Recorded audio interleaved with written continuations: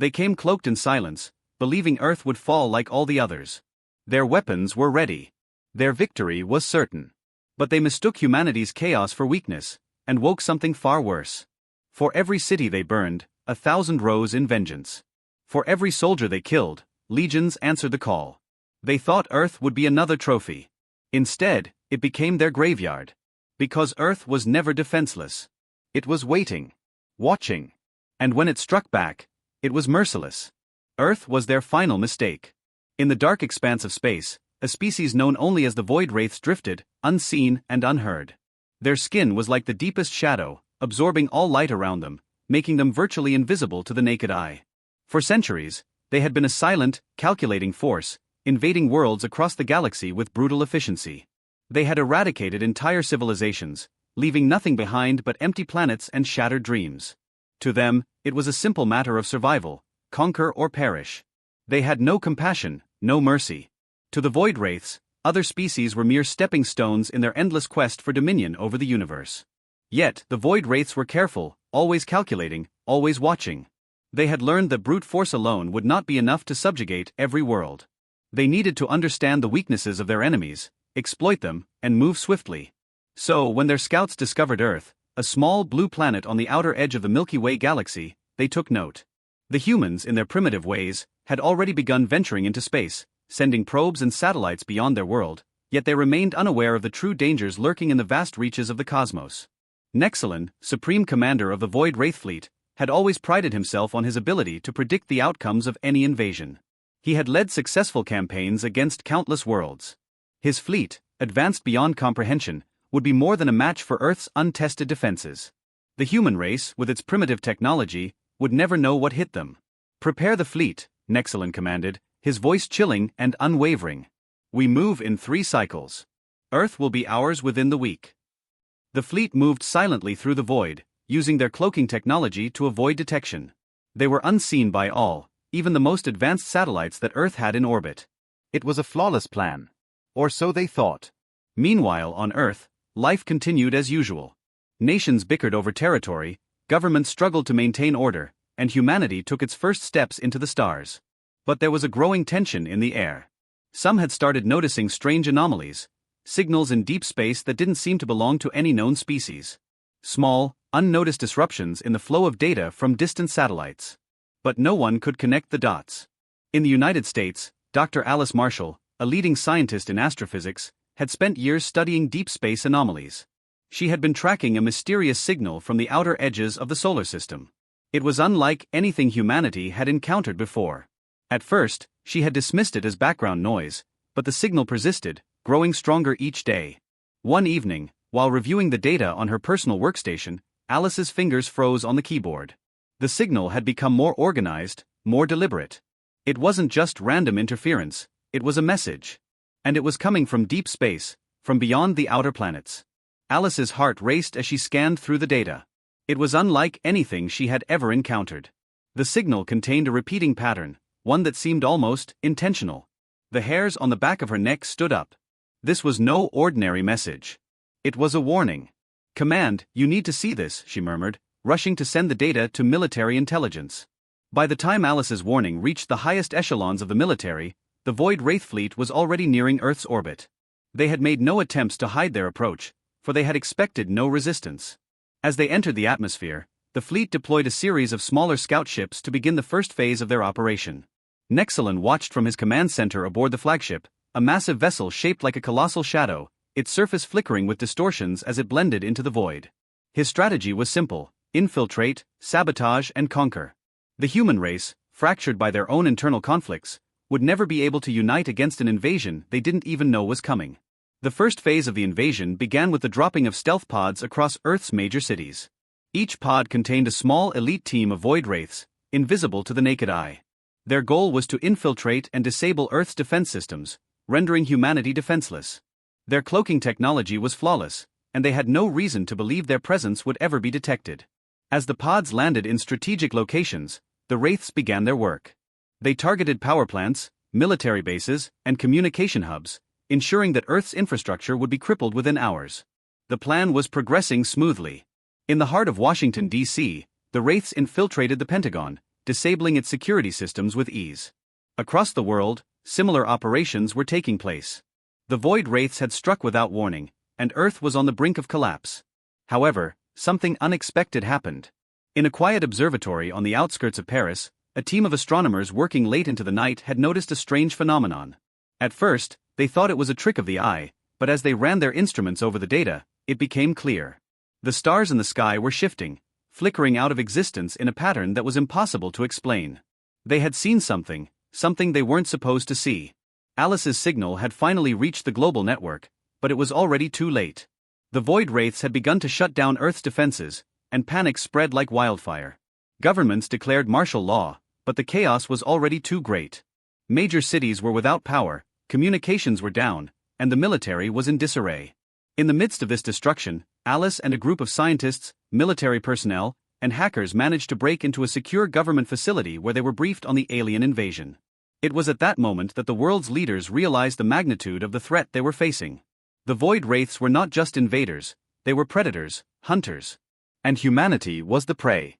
The survival of Earth hung by a thread, and as the void wraiths tightened their grip on the planet, a single question echoed through the minds of those who resisted. Would Earth survive, or would it become another casualty of the void wraiths' hunger for dominance?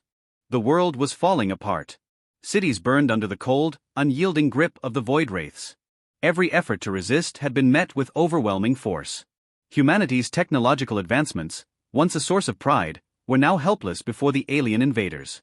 The global network of defense systems was shattered, and the once proud military forces of Earth were scattered, ineffective, and disorganized. Yet, in the darkest hours, a glimmer of hope emerged. Dr. Alice Marshall, the scientist who had first detected the void wraith signal, was not about to give up. She had seen the patterns in their attack, how the wraiths were targeting key infrastructure but leaving certain regions untouched. This wasn't just an invasion, it was a calculated operation. They had a purpose. They weren't just here to conquer Earth, they were here to break humanity's spirit, to make them surrender without firing a single shot. But Alice, alongside a small group of survivors, scientists, military officers, hackers, and engineers, had an idea. It was risky, but it was their only shot at survival. They needed to fight back in a way the void wraiths would never expect. The secret underground base in the Rocky Mountains became the last bastion of resistance for humanity. Hidden deep within the Earth, far from the reach of the alien sensors, the survivors gathered. The base was equipped with outdated, but still functional technology that had been hidden from the public eye. It was here that Alice, working with military strategist Colonel James Hawke, began to formulate a plan. "We have to hit them where it hurts," Colonel Hawke said, his voice low but filled with determination. "They've been here for too long to ignore the damage they've already caused.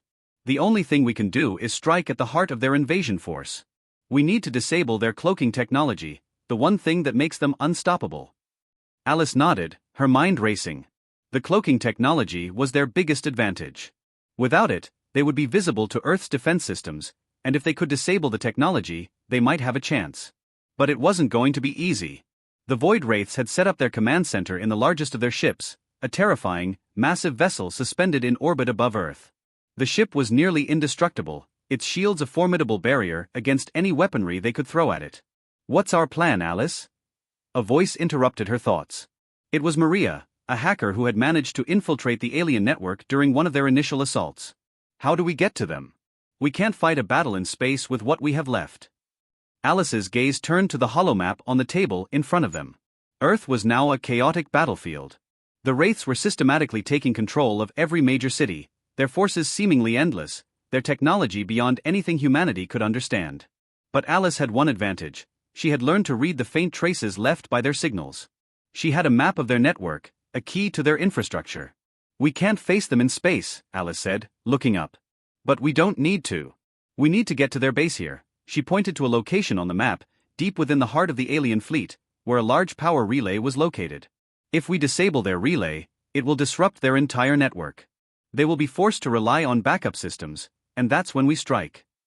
The operation was set in motion. Using a combination of hacked void wraith technology and human ingenuity, Alice and her team began assembling a makeshift spacecraft capable of reaching the heart of the wraith fleet. It was a suicide mission, but they had no other choice. As they prepared to launch, the last broadcast from the Earth's remaining leadership was made. "We fight for humanity. We fight for the future," the message echoed across the shattered cities. "We fight because we have no other choice." We are Earth's last line of defense. Do not let them take us. With a roar, the makeshift ship, dubbed Liberty's Edge, launched into space. The mission was simple: infiltrate the Wraith command ship, disable their power relay, and return to Earth, if they could. Time was running out. The journey to the Void Wraith mothership was perilous. The crew fought off Wraith scouts and automated defense systems, barely managing to avoid detection. Each move was calculated, each maneuver critical. As they neared the massive ship, Alice felt her heart pounding. They were about to face the Wraiths at the heart of their power. "We're in position," Colonel Hawk reported, his voice steady despite the tension. "Ready to board." Alice nodded. "Let's finish this." They docked silently, their ship blending into the dark abyss of space. They suited up, weapons ready, and prepared for the worst. The moment they stepped out onto the hull of the ship, the cold, suffocating void surrounded them. Every step felt heavier, the weight of the universe pressing down on their shoulders. They had no choice but to move forward. Through the ship's twisting corridors, they made their way to the central core. The alien technology pulsated with energy, the power relay humming with a dark, ominous energy. They had made it. But they weren't alone. A Void Wraith ambush awaited them. Out of the shadows, they emerged, beings of pure darkness, their forms shifting and shifting again. Their weapons crackled with deadly energy, and their eyes glowed with an eerie intensity. The battle was brutal. The humans fought valiantly, but the Wraiths were too powerful. One by one, Alice's team fell. Colonel Hawk was struck down first, his body disintegrating in a flash of light. Maria, the hacker, was next, her screams swallowed by the vacuum of space as she was dragged into the ship's depths. The odds were against them, but Alice kept fighting. She had no choice. Not now. In a final desperate move, Alice reached the core and managed to plant the device that would disable the power relay. The ship trembled, and the cloaking technology began to flicker. For the first time since the invasion began, the Void Wraiths were exposed. The battle was lost, but Earth had won its first victory.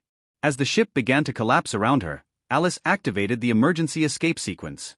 With a last glance at the destruction she had caused, she powered down the control panel and ran for the escape pods. The Void Wraiths were no longer hidden. They were vulnerable. Epilogue. As Alice returned to Earth, the world was not the same. The Wraiths, now exposed and vulnerable, were forced to retreat. They had underestimated humanity. But Alice knew that this was just the beginning.